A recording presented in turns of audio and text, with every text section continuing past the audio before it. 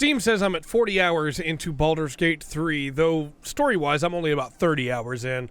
I'm playing multiple different playthroughs because I can't stop making characters, one of which I'm playing with my wife, and the other I am playing on my own, and then the rest are still level 2 on the beach, just got started. But the two that I'm playing are a wizard that I really like that has made it to level 6, and a multi-class, one of every class style starting with fighter. We'll see how well that goes as I go through it. And I have so many more plans for other characters, so many more things I want to do.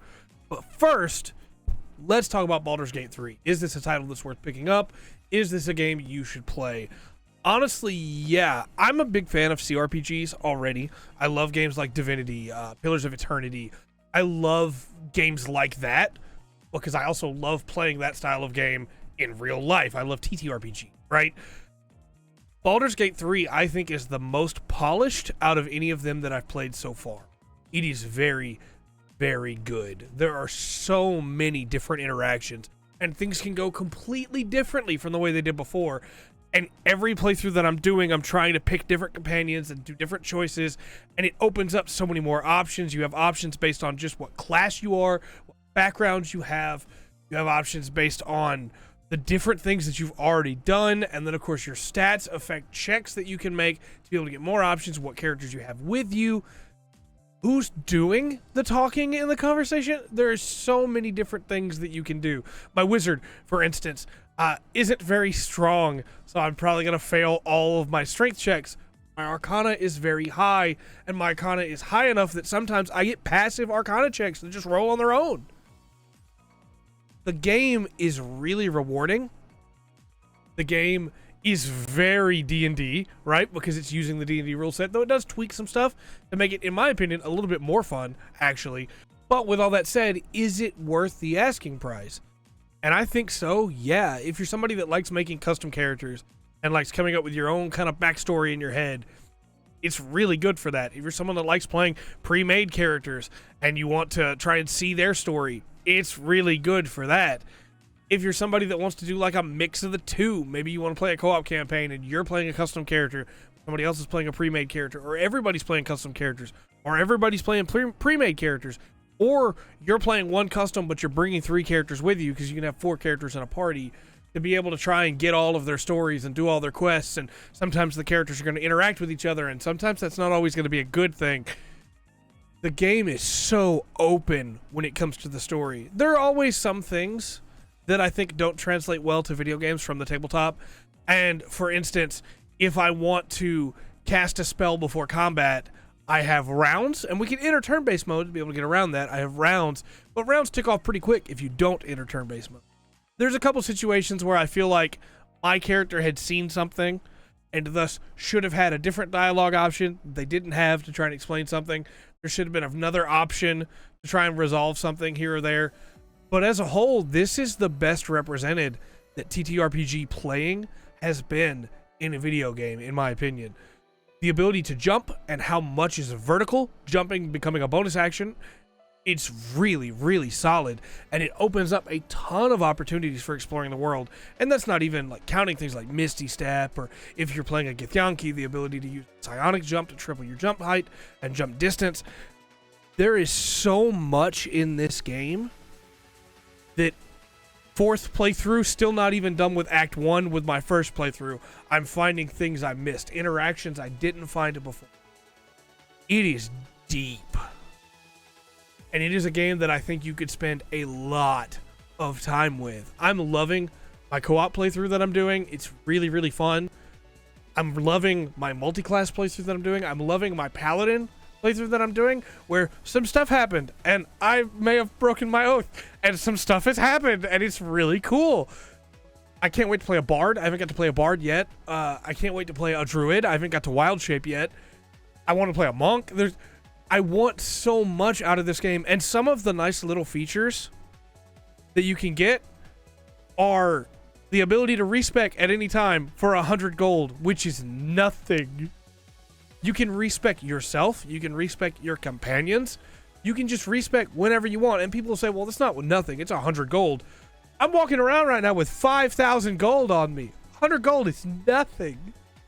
I assume the gold is only going to go up as I go, but the game gives you a lot of potions, so theoretically you could go without a healer, and you can craft more. I still think having a healer is worth it, and, you know, one of the best characters in the game is a healer, so nothing wrong there, but it is just so incredibly open. Respec, change your class, multi-class, without any of the restrictions that 5e has for multi-classing, so you can just multi-class whatever you want right away. I have a really fun build planned where I want to do a Gish build with a Gith, and it'll be a Gith Gish, and it'll be a fighter wizard, and just completely focus down that. Fighter Warlock would be easier, right? Pact of the Blade. But I want to go fighter wizard and go into Eldritch Knight on fighter and see if I can buff myself as I go. And that's just one of like so many different builds I thought of. I've already considered with my wizard taking a level in fighter to be able to put on a shield, but I have a really cool staff, so I want to keep using that. I took Magic Initiate Warlock so that I could use Eldritch Blast all the time.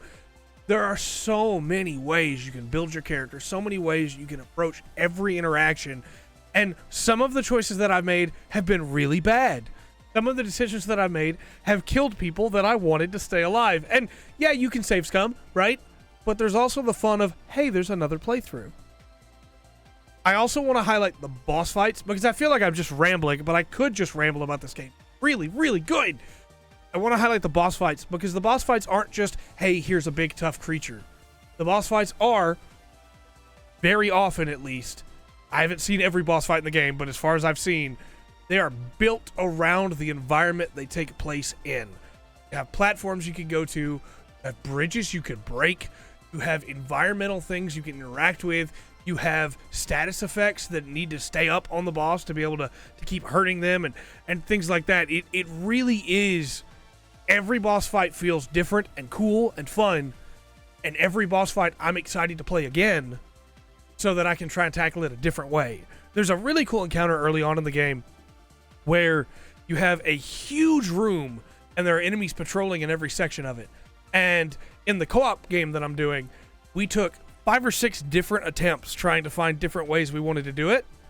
And we finally found one that we thought was really good, and it worked. It was kind of messy, but it worked.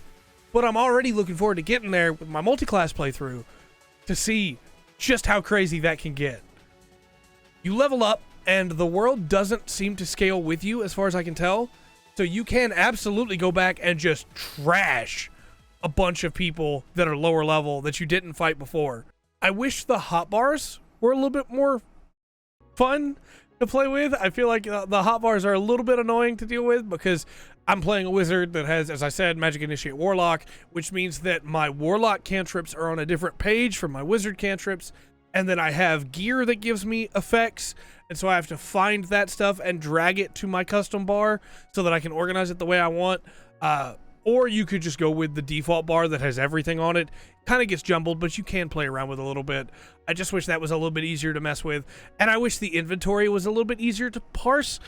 If you shift click, you grab everything above the item you just grabbed. So if you move the important stuff around, you can just grab and drag them all. But it's still kind of a pain. You can control click to select a bunch of different things, but I kind of wish that I could just like double click a thing. You can in shops, I guess, but I kind of wish that when I'm putting things in my chest back at camp that I could just double click it. I don't know. There's a lot of different quality of life things that I think could be updated as we go, and the game's already been given quite a few major patches. When I first played it a couple years back in the early access period, it was terribly buggy. It barely ran. It felt like I was playing it underwater, but it runs so much smoother now. I have so little problems with it now. Every once in a while I'll have something that freezes or locks up or it'll crash, but I've had 2 crashes over 40 hours of gameplay, which I feel like is pretty dang good. I wish it was 0, but I'm glad it's just 2. I think this game is exceptional. This is absolutely a Game of the Year contender in my mind. Baldur's Gate 3 is so fun. When I'm not playing it, I'm thinking about playing it, thinking about different combinations that I haven't tried yet, thinking about another part of the map that I haven't explored yet. We are fully exploring the map before we go into Act 2 because I want to find everything and every interaction that we can and meet with every NPC. And that's another thing. I really love the characters in this game so far. The party members that you can get are all really, really good. And then on top of that, the NPCs you interact with are really interesting. There's been some that have pulled at my heartstrings a little bit. And there's been some that have pulled at my hate strings a little bit. And that's a good thing, right? That's well written in my mind.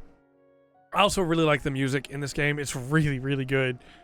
I could just keep rambling about this forever, but I'm trying not to spoil things yet. There'll be a full review, of course, once I'm finished. But I really like Baldur's Gate 3, and I'm really curious to hear how you feel about it. What are some crazy fun builds you found?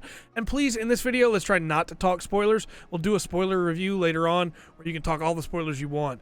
But names of companions is probably okay, but I didn't name any here just, you know, to be safe. But let's try not to spoil things too much, huh? Let me know your thoughts in the comment section down below. And until next time, I've been Trey. This has been The Full Spectrum. Remember to always enjoy the full spectrum. Baldur's Gate 3 has to offer.